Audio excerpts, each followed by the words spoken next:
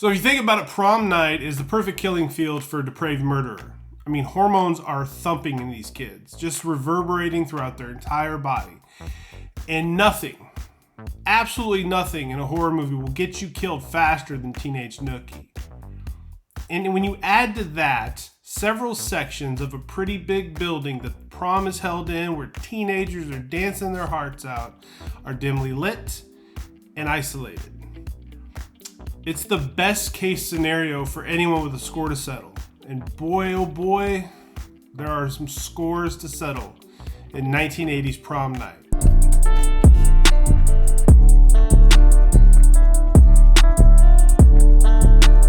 Anytime you got a horror movie and you're starting off in an old abandoned hospital / school / asylum / warehouse, sign me right up, because there's no better way to start things off. And we've got a group of kids playing a game, not just any game, mind you. This isn't hide the seek. This is called The Killers Are Coming. And I can't lie, I might have partaken in that game back in my day if I'd have known about it. So there's a group of about 4 kids that are playing this game in this decrepit old abandoned building before 3 more show up to join. Now, a little girl named Robin ends up getting separated from her brother, and she is instantly targeted by the main 4 kids that started this game.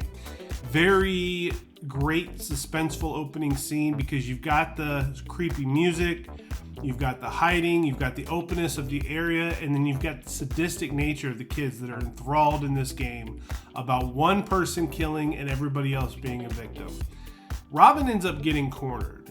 She's so startled by these chanting kids circling around her that she falls from a window 3 stories all the way down to her death. Now, the boy in the group, Nick, wants to go to the cops right away, but the girls convince him that if he does that, they're all going to not only get in trouble, but probably get thrown in jail. Instead, these kids bail like nothing ever happened. They just go on home to their dinners, and they forget there's a little girl laying in a mound of broken glass.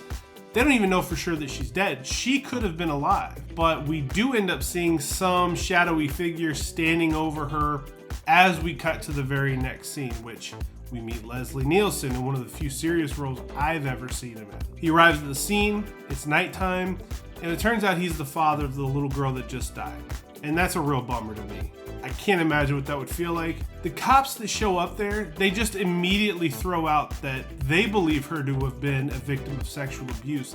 And I'm just like, how do you arrive at that? Like, how do you get there? The girl's got all her clothes on. She's laying in a field, in a window, dead. I don't understand. But that's what they get to. Maybe that's just the immediate conclusion they made on all their cases. But they already have a suspect in mind. So maybe they were trying to make the crime fit the perpetrator. Your guess is as good as mine on that one. I didn't get it. The next thing we know, we're 6 years in the future with the family standing at the grave of this little girl. The beautiful, talented Jamie Lee Curtis is here as that girl's sister, Kim. She's there with her brother, Alex, their mother, their father, and that night is the prom. So the prom that these kids are all going to is 6 years exactly from the day that Robin died, which is really weird timing, but that's the story. And we get off to Alexander Senior High School, where Kim's dad is the principal, and immediately they throw out a suspect when the groundskeeper or maintenance guy or just all-around weirdo named Mr. Sykes, he's thrown out as a potential suspect or a potential creep. Apparently the girls suspect him of peeping in the locker room, and he looks the part. I mean, he's got very strange looking clothing, and he's got thick glasses with tape in the dead center of them. All apologies to Bubba Ray Dudley. That was his look before it was yours, big guy. But for us 80s kids, we can appreciate this next scene because somebody is trying very hard to make a bunch of phone calls, and God bless this person. They're doing it on a rotary telephone. Now, for those of us that had to use those phones back in the day, you knew what happened when you messed up a number or when you missed something. You had to start all the way back and scratch it. God forbid you be dialing long distance. That was a problem in and of itself. But we've got a guy here making calls making some strange sounds. Maybe he's trying to disguise his voice. I think this is where we got the idea for Ghostface if we're being serious. But he's making phone calls. He's got this garbled voice he's speaking in, and he sounds like he's chewing on his own face, if I can be honest. But Jude is one of the little girls way back in the day that was responsible for Robin falling out of that window. And that's the very first phone call that we get here in this movie. Killer calls her up, tells her he plans on seeing her later that night. Kelly, another one of the girls, gets a call shortly thereafter. Nick ends up missing his call, though. It looks like his father is a bigwig on the police force, and they're walking out just as his phone is ringing. They don't bother turning back to it. But Wendy, the ringleader of the whole group, the one who decided, no, we can't call the cops, we're going to get thrown in jail, she gets her phone call. And she's asked, surprise, surprise, if she still likes to play games. Wes Craven, I see what you did there. This leads us into clips of known sex offender Leonard Murch that they suspected in the death of Robin. And again, why the sex angle? You would have thought that autopsies would have been done. They would have known at that point nothing happened to that little girl that way. He's heavily bandaged, though, this Leonard guy, from burns in a car wreck that he sustained, and he just so happens to have broken out the night prior. So we've got suspect number 2 in less than 15 minutes. Now, Kim and Kelly head into school, and they're met by Lou, who has the first, I believe, documented unibrow in cinema history. And this thing is prominent. Like, it looks like he shaved his whole face around it. Like, he styled it. Like, that's his thing. That's what he's known for. He's happy with it, too. And he spits his game, but fails in a pretty big way. He's a central figure here, though, and we learn that moving forward in this movie. Him and that damn eyebrow of his. They do a really good job driving home here that this escaped perv is the likely killer, because the nurse that he stole the car from, that he took hostage when he left, when he escaped, she is found dead in the exact same abandoned building that Robin was found dead in. So it's starting to look that way. I mean, that's a hell of a coincidence. And they even include this guy's doctor in the police investigation. And it reeks of Dr. Loomis. It's a little desperate. You can see a lot of Halloween influence on this movie, much more than just Jamie Lee Curtis being in the starring role. We do get a great catty showdown between Jamie Lee's character Kim and Wendy over Nick, because Wendy used to be with Nick, and then Nick realized that Jamie Lee is Jamie Lee, and now he's with Kim, which is messy when you think about it, because Nick knows how Kim's little sister died all those years ago, and presumably he hasn't told her, because I can't imagine she'd be okay with it. Now, there's a really good back and forth between these two girls over this guy. Then Kim hits her with the, well, who are you going to prom with? And that's why I call it scoreboard, because this chick doesn't have a date yet. And that one cut deep.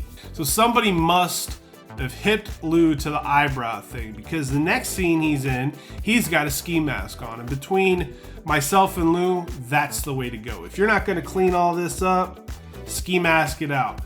He shows up in the cafeteria with this ski mask, forcing himself on Kim at lunch. Now, Kim's brother Alex shows up, and this dude wrecks shop on Lou.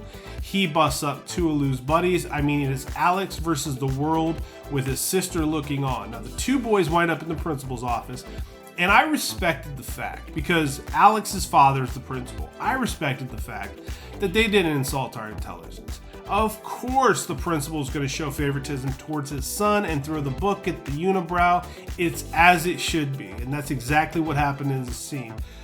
Wendy sees this commotion, though. Plotting Wendy just got served a verbal ass whooping by Kim.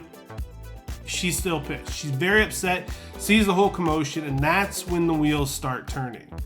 She decides she's going to make a deal with Lou based upon the prom, which reminds me an awful lot of the movie Carrie and the chick with John Travolta conspiring against that beloved Ginger from that beloved film.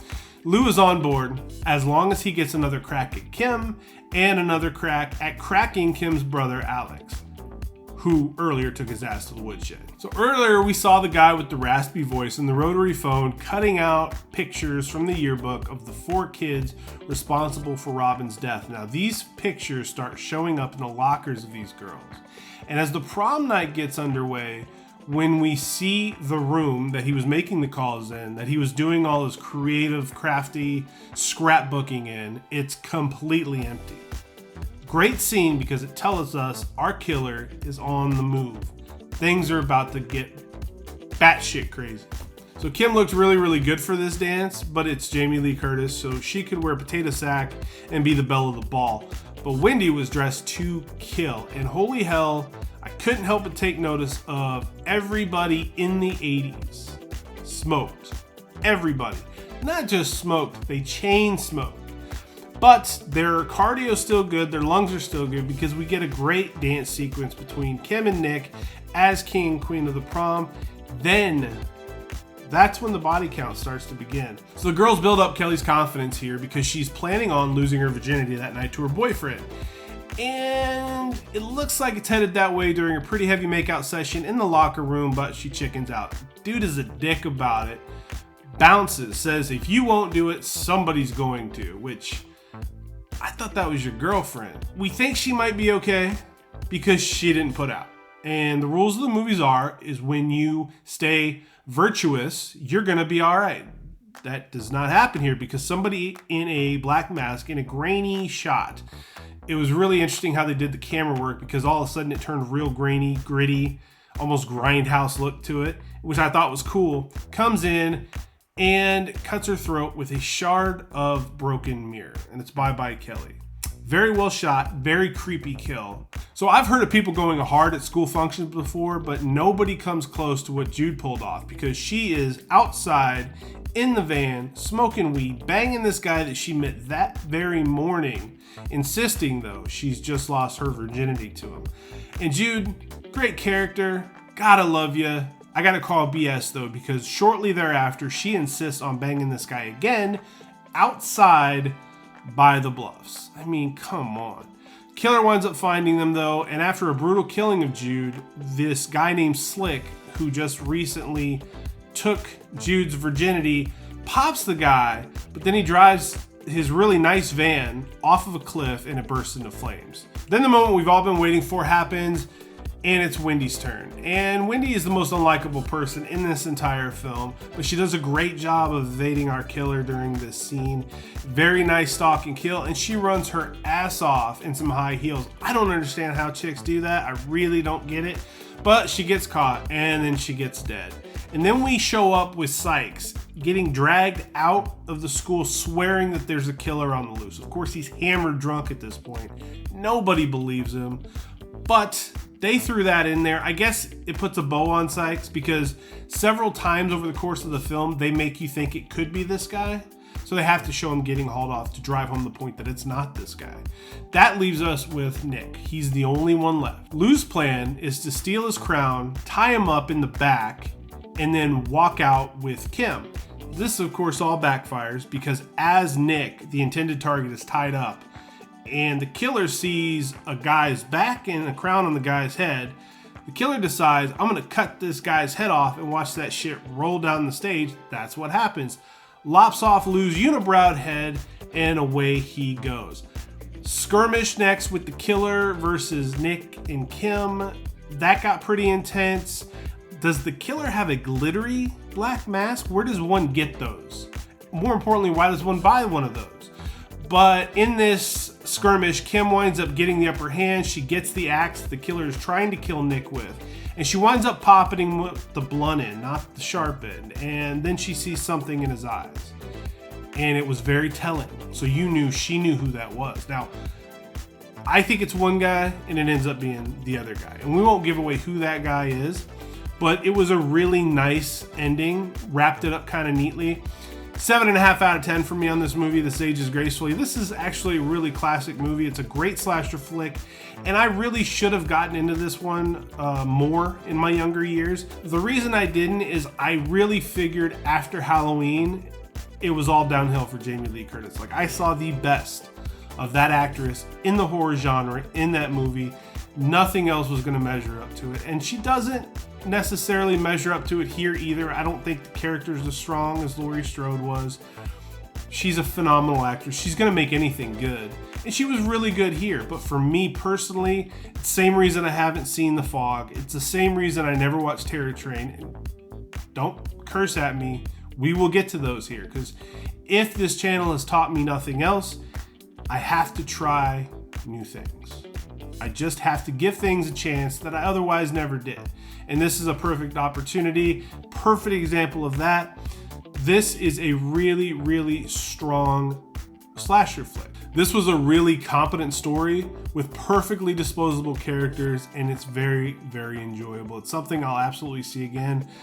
I don't know about the sequels. I've never seen the sequels. We'll see. I'm sure we're gonna have to cross that bridge when we get to it, because I'm going hard into 80s horror and I'm bound to watch everything that there is. But this is Aging Gracefully, and on my mission to watch everything that there is, I would like it if you subscribed and hung out with me. Give me suggestions, critique me, make fun of my shirts if you don't like my shirts. Just hang out with us. Be part of the reminiscing of the best era, not only in horror history, but in American history. There's nothing like the 80s, and I will stand by that until the day I'm no longer around. This is Aging Gracefully. I am Matthew Essex. Thank you kindly, and I will see you all on the other side.